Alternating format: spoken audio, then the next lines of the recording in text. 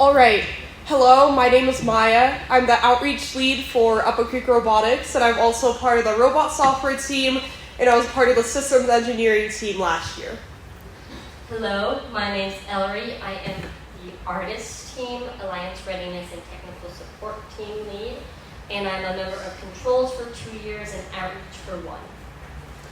And what we are hoping to do today is we're hoping to share the way in which our team decides to make an impact in our community.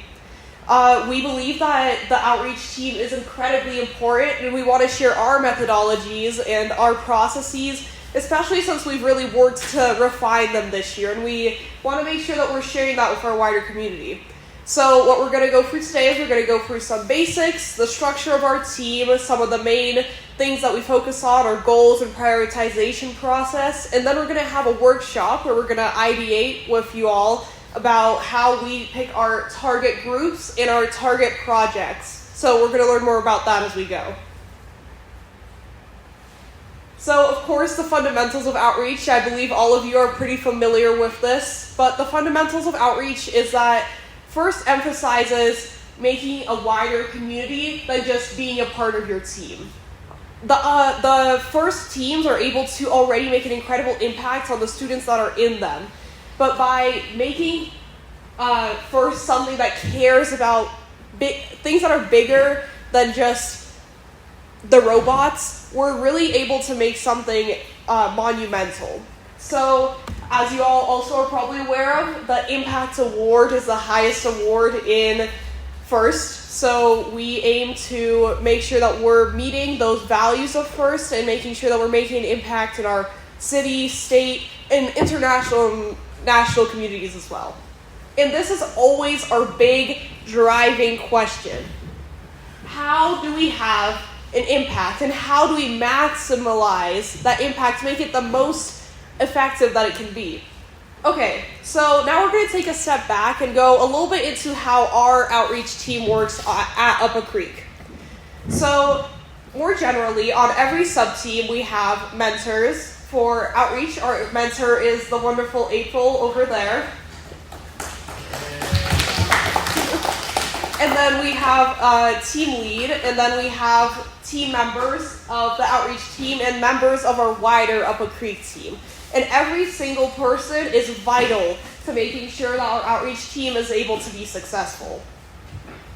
So the way in which we work is that at the start of the season, we come together as an outreach team, which is roughly 10 people from all different sub-teams. For example, I'm on the robot software team, Lena's on the controls team, as well as Ellery. We have people from construction and admin. We are a team of every single group on our wider team to make sure that we're presenting as many perspectives from our team as possible, because we believe that if we're able to bring the thoughts of different kinds of people into what we are doing to impact our community, we're able to have the greatest amount of impact.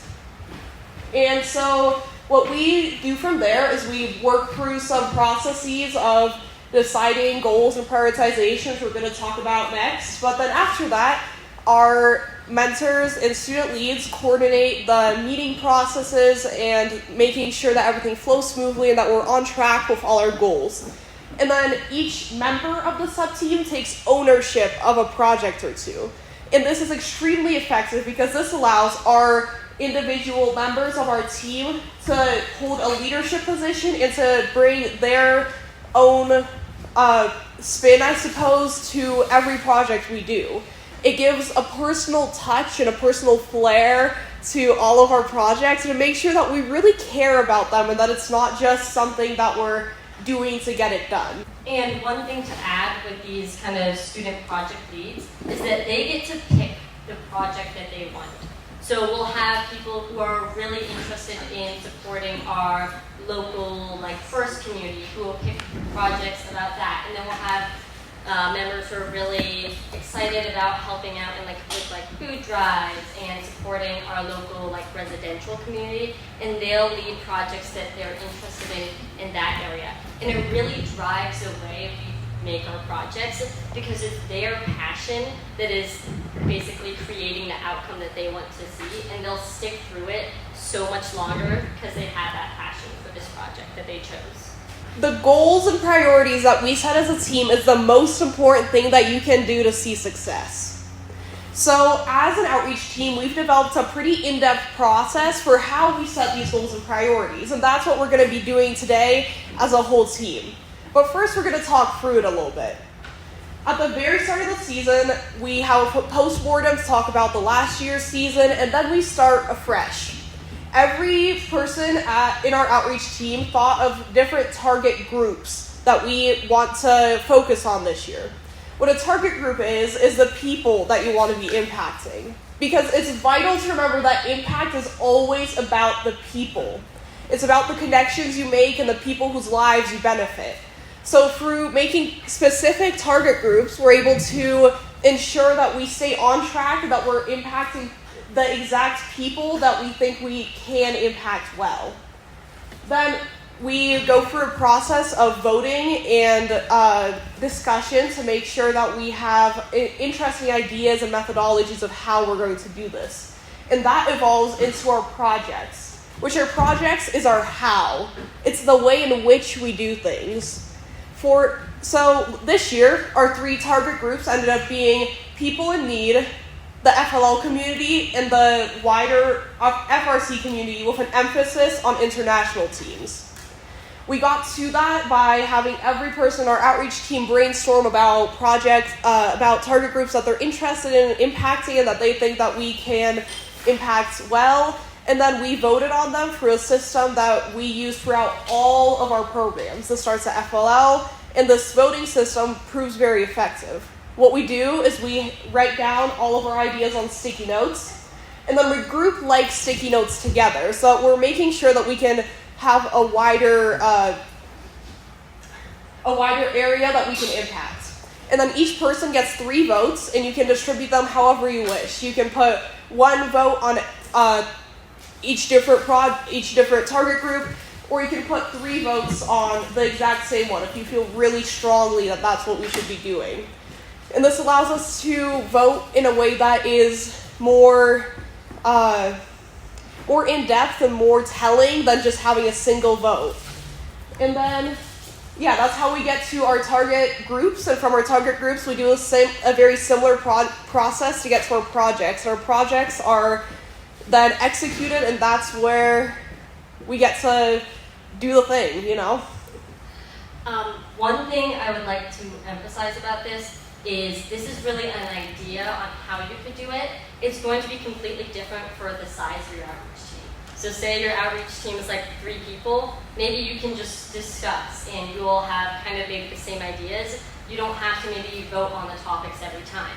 But if your outreach team is like 10 to 15 people constantly meeting, you're going to have a bunch of different opinions and perspectives. So you really do need to have some sort of system where you can vote on something or make sure everyone's voice is heard. And it really is depending on the size of your outreach team. Yes? Do you want to just explain the size of our outreach team, just for reference for everyone? Like how many people were at the beginning and then there's the 4? Yes, so our outreach team tends to kind of fluctuate between meetings because one thing that's really special about our team, as I mentioned earlier, is that we're a compilation of people from all different sub-teams throughout the wider Upper Creek team. So at the start of the season, we usually ranged around 10 people, and that was when we set our target groups and our projects because we wanted to get as much input from our wider team as possible. Then, as we've begun to work on the projects and people have been assigned to their projects, not everybody has to be there every meeting. So, for example, if we're not discussing a project if we're discussing projects that are coming up soon and your project is in December, then you don't necessarily have to come to that meeting. So, we're able to make our outreach team very flexible such that we have maximal input from our wider team. So this is just to reemphasize, a target group is the people you want to impact and the project is how you are going to do it. So these are what we came up with as an outreach team this year. I do apologize if it's a little bit blurry, but here you can see all our goals. We ended up having multiple different categories for our goals. So we have overarching team goals. So these are goals that apply to every member of Upper Creek Robotics, regardless of whether they're on the core outreach team or not. And then we have more specific goals that align to the 3 target groups that we picked at the start of the season. And then here is our graph that shows all of our outreach projects throughout the season, as well as their timeline. And then here we track impact, so that we're able to see how we're having a quantifiable impact in our community. All right, so now we're going to talk a little, question, yes. Do you generally have 3 project or 3 goals, or was that just this year, or based on number of people in your group, or? So the target groups, we had 3 this year because we wanted to have a number that's specific enough but gives us a little bit of ability to also target different kinds of people. So this is actually the first year that we've done the target groups methodology, but we've every year at the start of the season discussed about who it is that we want to impact. This year we just shifted to a more set and factual standpoint where we actually write this out and write out goals for each of those target groups, and we found it very effective so far. I think 3 is a very good number because it allows you to have you're not trying to take on too much, because if you spread your impact over way too many people, then it's hard to have something that's really significant for them. But then if you have 3 groups of people, then you can have we have about 4 to 6 projects in each of those project groups, and then through those projects we're able to cover enough we're able to cover a significant portion of that community. Does that answer your question? It does. Okay. Do you ever have overlap in your projects? We certainly do. So one project that we're starting this year is we're going to create FLL material so that teams who or for mentors who run FLL programs, so that they're able to better inspire a love for STEM in their kids by sharing our knowledge from running about 7 FLL teams in-house for about 15 years, I believe, at this point. So that project really overlaps with our goal to impact FRC as well, because on our team, our FRC students are the mentors for our FLL teams. And so by sharing these materials, we're sharing how you can involve FRC kids with FLL, and then that allows, and we're planning to share that with both FLL mentors and FRC teams as well, so that they're able to start an FLL team if they can, or know how to, or maybe reach out to a local FLL team and see how they can collaborate with them. And that benefits the FRC students a lot as well, because it teaches us a lot about working with others and about how important it is to really give back to something that you love. All right, moving on to wider team involvement. This is probably one of the most critical parts of an outreach team for kind of one reason. And so I like to think of the outreach team as your planning team, right? It's figuring out your goals, your projects, what you're doing. And then your wider team should be your implementation. They should be the people who are actually going out and working with your FLL students or attending events and being table leads. And so that's why it's so crucial to the outreach team.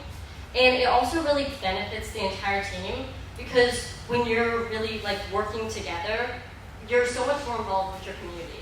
I know that my favorite experiences in 1619, at least 2 or 3 of them out of the top 5 have been at outreach events, where it's a bit more personalized and you just get to meet and talk with people and really engage with the members of your team. So we're going to be talking a little bit about kind of the 3 ways that 1619 gets our wider team involved into our outreach projects.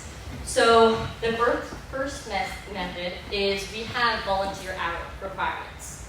So for new members, 1619 members, can you raise your hand if you're a new member? All those hands you see, they need 10 hours of volunteer time to go to out-of-state competitions.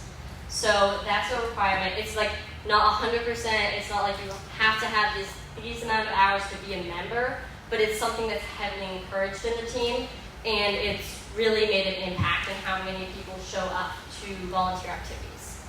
And then for returning members, 69 team members who are returning members. Can you raise your hand? They all need 20 hours to go to out-of-state competitions.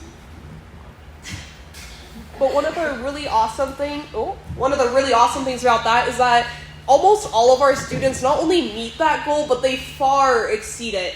We had over 2,500 hours just from active community work, and that's not even taking into consideration the planning or the making of materials or anything like that. That alone was just from last year. So most of our students are getting upwards of 50 or 60 hours, if not far over. Many of our students get in the many hundreds of hours as well. All right. Yep. I want to just emphasize also we try to get that done by January before the build season. Yes. It is a requirement before January.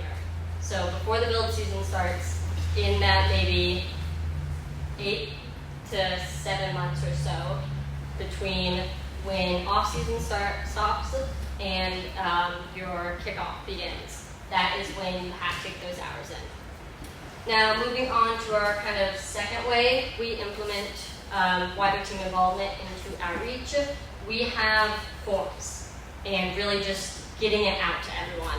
So our forms are sent out by our operations lead, who is not here, but he'll send out these forms by email, notifying all the members of Upper Creek that some sort of outreach activity is going on. So that's notifying them, making sure that they're actually aware of it, because oftentimes they aren't. And then we also make it required that everyone fills out forms, no matter if you're going or not. And this both gives us a really good range and makes people more engaged and willing to actually fill out the form and possibly come.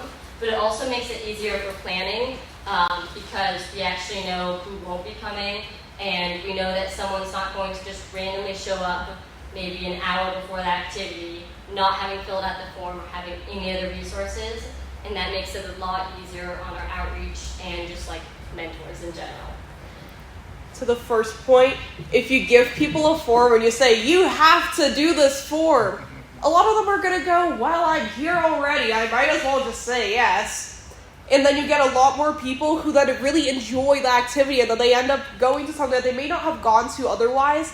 So that requirement to fill out forms has been really effective in making sure that we're getting as many people as possible in participating actively. I am guilty of that. And then moving on to our third way we get our wider team involvement into outreach, we kind of set up sub-teams that work alongside outreach, but are their own sub-team that do outreach stuff. So the team I'm talking about for our team is the artist team, which I lead, and it stands for Alliance Readiness and Technical Support Team. It's very wordy, but basically it means that we have a group of members of our team at competitions, maybe like 5 or 6, who will go around to all the other teams at the competition and help them out with technical stuff. So we'll have some controls, which is our electrical and mechanical team. They'll be going around to all the other teams and helping them out with like mechanical stuff and electrical problems, CAN problems, all that sort of things. And then we also have software members who will go around and work on autonomous and just coding in general with the teams.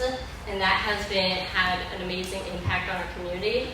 But it also has really gotten a bit of the wider team more involved with outreach, because that is an active part of outreach at every competition we're going to. And it's also a completely different sub-team. So you don't have to be on outreach, you don't have to be even like signing up to the events. If you're on that team, you're doing outreach stuff at all times. It also, we have that team which is specifically made to reach out to other teams, but also our other sub-teams like construction and fabrication and controls, they all help us as well. Like, for example, we have a project this year for which we need to cut out large pieces of wood. Outreach isn't capable of doing that. A lot of our people don't have the skills to do that. So we work with our construction team who builds our field, and in the off-season they make the wooden planks, and that is very effective because it brings in more people. And that's something that comes up again and again, is that if you want to have a big impact, you need a lot of people who want to make that happen. And you need to make sure that you're bringing them in, because maybe they don't know how much of an impact they can truly have until they're in it. And then once they're in it, it only grows and grows. And a really quick point to add to that is it doesn't even have to be a sub-team. It can be like a group of committed individuals who always have like the same maybe routine, like for FLL members or mentors.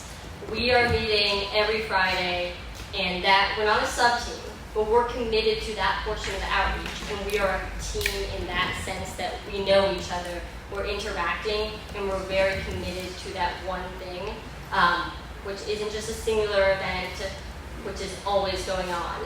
And yeah, it's really good at getting people engaged with a very wide range of outreach projects. So now we're just gonna hear some pictures of our outreach projects from the past couple of years. These are a very limited amount. We love to engage in our community in small ways. We go to BAE, which is one of our sponsors. We go to their Take Your Kids to Work Day every year. And that's just fun. We're not explicitly making kids join STEM, but it's making them inspired. It's making them see, this is so fun. And I know there's so many kids on our team who went to events like Unity, Bring Your Kids to Work Day, or like parades, and they saw one of our demo bots that shoots big balls, and they were like tiny, and they were like 5. And now they're on the FRC team, and they come back and they get to work with that robot, and they say, oh, I remember when that was me. And that's really impactful because we get to see directly, right in front of our eyes, how much of a direct impact we're having. Then we also host summer camps throughout the entire month of June every year. This year we hosted about 4 every week, so that's about 16 summer camps from Monday to Friday. We have a whole range of different topics. We have pretty much FLL camps for little kids, and we have Python camps and Java camps, and we have fabrication camps. We're giving students the opportunity to get into STEM early, and that is so important. Then on that same point, as we've mentioned a little bit already, we mentor 7 FLL teams in-house. 7 FLL teams is about 50 students. We're able to directly show 50 elementary and middle schoolers that this is something that they can do, and that this is something that they can continue to work on, and something that they can thrive in. And then we also have an FLL referee team. We support our FLL state community as well. And then we do food drive. We do FI every year, which is a project in which we work with local nonprofits to distribute food baskets to people in need around the holidays. All right, so we also, as Ari mentioned, have our artist team, and this is actually a picture after a team that was really thankful for our artist team, came back and gave us some candy. But then we also have more artist stuff. This is a Gracious Professionalism Board at competition, and I believe like 6 of those note cards are in direct reference to the impact that artists made on their team and their success at the competition.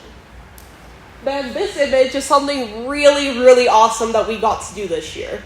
As you all may know, Pinball Pride, a team from Australia, got to come to the Colorado Regional this year. And throughout the entire week leading up to the competition, they were in our headquarters, they were practicing with us. We hosted the team throughout the entire week. So what this did was it supported them through materials. We helped them rebuild the robot after shipping it, which was so impressive. By the way, they rebuilt their whole robot in like 2 days. But more than that, we also got to really get an in-depth ability to engage with them. And they're super great people, and we wouldn't have gotten that ability had we not put a specific emphasis on making sure that we are doing this. Then here we just have some other outreach events that we do either yearly or that we are planning to start this year. We host the Colorado Impact Exchange. We support international teams by providing materials. For example, last year we provided a team that was at the Colorado Regional from China with batteries because they couldn't ship those from China. And we also, a couple years ago, helped a team from Brazil, I believe, start their processes. And we walked them through the entire process of starting a team and making sure that it runs smoothly. So that's the providing advice part. We're planning to send postcards and informational flyers to every single team that's coming from international to the Colorado Regional this year. We host this every year. This is really great. We share digital materials for FRC on a consistent basis, and then as I mentioned, we're also planning to start doing the same for FLL as well. We do STEM workshops for kids who both may do STEM, and also for kids who don't speak English as their first language, and a lot of the time those kids aren't as able to get into STEM, so we really emphasize bringing them in and bringing them in early. We support many FLL tournaments every year. We run food and clothes drive, and this year we're also planning to restart one of our old projects, which is called the Lily Pad Project, in which we make IV stand covers for kids at children's hospitals. So that's another thing that we do just to reach out in our community. And there are many more that are on this list as well. To summarize, outreach is built by the people. It's built by the goals you create and the people that you want to impact and the people that you bring in to do it. You need to set clearly who it is that you want to impact. You need to set clearly how you want to do it. And then you most importantly have to bring in your team, your FRC team, to do that. Because without those people, it's not possible. And there's so much that we're capable of. There's so much that we can do with these people who are passionate and driven and care.